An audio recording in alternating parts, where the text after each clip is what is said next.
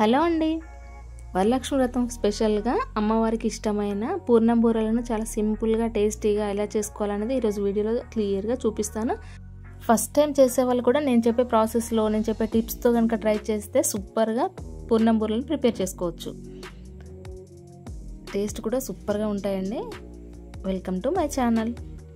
ముందుగా దీనికోసం నేను ఇక్కడ కుక్కర్ని తీసుకొని దానిలో 1 గ్లాస్ వరకు శనగపప్పు తీసుకొని దానిలో వాటర్ వేసి 2 సార్లు బాగా వాష్ చేసుకోవాలి.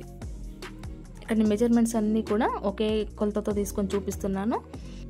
ఏ గ్లాస్తో అయితే పప్పు తీసుకున్నామో అదే గ్లాస్తో 1.5 గ్లాస్ వరకు వాటర్ తీసుకొని ఆ పప్పుని 1 అవర్ వరకు బాగా నాననివ్వాలి.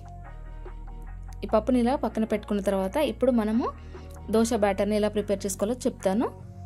ఇది ముందు రోజు నైటే నేను 1 గ్లాస్ మినపప్పుకి 2 గ్లాసెస్ వరకు రైస్ వేసి సపరేట్గా నానబెట్టుకోవాలి. నైట్ నానబెట్టేసి మార్నింగ్ దాన్ని మెత్తగా ఇలా రుబ్బుకోవాలి. దాన్ని అంతా కూడా బాగా ఇలా మిక్స్ చేసుకోవాలి. సేమ్ మనం దోశ బ్యాటర్ తయారు చేసుకున్నట్టుగానే అంతా కూడా చేసుకొని బాగా కలుపుకొని పక్కన పెట్టుకోవాలి. దీన్ని కూడా ఒక 2 అవర్స్ పాటు అలా పక్కన పెట్టి ఉంచాలి. ఇది కొద్దిగా పులిసినట్టుగా అవుతుంది. పూర్ణం బూరెలకి అలా అయితేనే బాగుంటుంది టేస్ట్ కూడా. అలా పక్కన పెట్టేసిన తర్వాత మనం ఇప్పుడు పప్పుని ఉడికించుకుందాం. కుక్కర్లో మనం వాటర్ కరెక్ట్గా వేసాం కదా, పప్పు కూడా పర్ఫెక్ట్గా మనకు ఉడికిపోయింది. ఇక్కడ వాటర్ కూడా ఏం మిగలలేదు, మంచిగా మెత్తగా ఉడికిపోయింది కదా. ఇప్పుడు దాన్ని కొద్దిగా ఇలా మ్యాష్ చేస్తున్నట్టుగా చేస్తూ దాన్ని కాస్త చల్లారనివ్వాలి.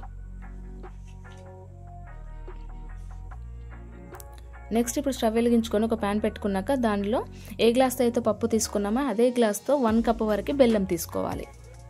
ఇలా తీసుకొని మంటను లో ఫ్లేమ్లో పెట్టుకొని బెల్లాన్ని అంతా కూడా కరిగించుకోవాలి. ఇలా బెల్లం అంతా కరిగిపోయిన తర్వాత మనం ఇంతకుముందు ఉడికించుకున్న పప్పును దీంట్లో వేసుకొని నెమ్మదిగా కలుపుకోవాలి. అది మాడిపోకుండా చూసుకోవాలి.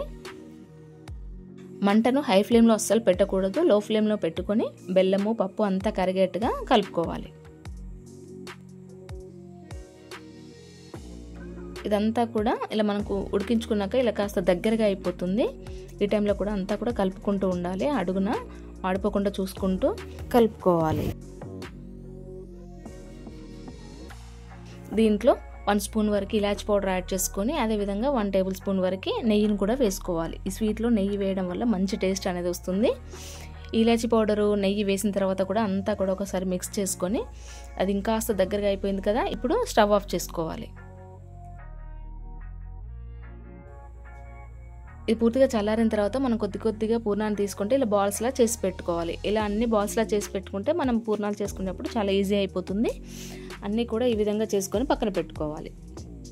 మనకి ఇక్కడ బెల్లం కరెక్ట్గా సరిపోయింది కాబట్టి అది మనకి పూర్ణాలు అనేది పర్ఫెక్ట్గా వచ్చాయి. ఇలా చేసుకొని పక్కన పెట్టుకున్న తర్వాత ఇప్పుడు మనం దోశ బ్యాటర్ని చూద్దాం.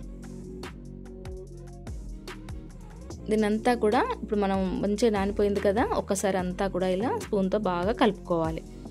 కలుపుకున్న తర్వాత దీంట్లో కొద్దిగా సాల్ట్ అదేవిధంగా 1 స్పూన్ వరకు షుగర్ కూడా యాడ్ చేసుకోవాలి. ఇలా షుగర్ యాడ్ చేసుకోవడం వల్ల ఆ పూర్ణాలకి మంచి కలర్ అనేది వస్తుంది, అలాగే టేస్ట్ కూడా బాగుంటాయి. ఇలా వేసుకొని అంతా కూడా బాగా మిక్స్ చేసుకోవాలి. ఇలా మిక్స్ చేసుకోవడం వల్ల పూర్ణాలు కూడా బాగా వస్తాయి. ఇప్పుడు మన బ్యాటర్ చూడండి ఎంత పర్ఫెక్ట్గా వచ్చిందో. మనం ఇలా పూర్ణం వేసామంటే దానిపైన కోటింగ్ అనేది కూడా పర్ఫెక్ట్గా రావాలి. అది మరీ లూజ్ కాకూడదు, అలాగని మరీ థిక్గా కూడా ఉండకూడదు. ఈ విధంగా ఇప్పుడు నేను చూపించినట్టుగా మన ఫింగర్కి ఎలా అయితే పట్టిందో అలా ఉంటే సరిపోతుంది. ఇప్పుడు మనం పూర్ణం బాల్స్ని ఒక్కొక్కటి తీసుకుంటూ దీని పిండిలో వేసేసుకోవాలి. ఇలా చేత్తో మనం ఒక్కొక్కటిగా పూర్ణాలు వేసుకుంటూ కాల్చుకోవచ్చు. లేదు అంటే కొత్తగా చేసుకునే వాళ్ళు చేత్తో వేయడం కష్టం అనిపిస్తే ఇలా స్పూన్తో కూడా వేసుకోవచ్చు.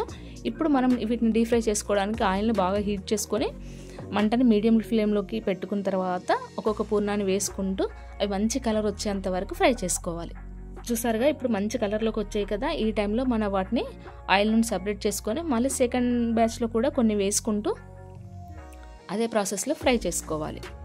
అన్నీ ఒకేసారి వేయకూడదు, అలా వేయడం వల్ల ఒకదానికొకటి అంటుకునే ఛాన్స్ ఉంటుంది కాబట్టి కొన్ని వేసుకుంటూ ఫ్రై చేసుకోవాలి. అంతేనండి, చాలా సింపుల్గా పూర్ణం బూరెలు ప్రిపేర్ చేసుకోవచ్చు.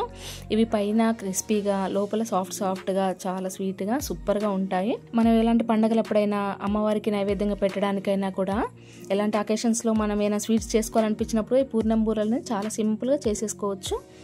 మీరు కూడా నేను చెప్పిన ప్రాసెస్లో తప్పకుండా ఒకసారి ట్రై చేయండి. ఈ వీడియో కనుక మీకు నచ్చినట్లయితే లైక్ చేసి షేర్ చేయండి, అలాగే సబ్స్క్రైబ్ చేయండి. Thanks for watching.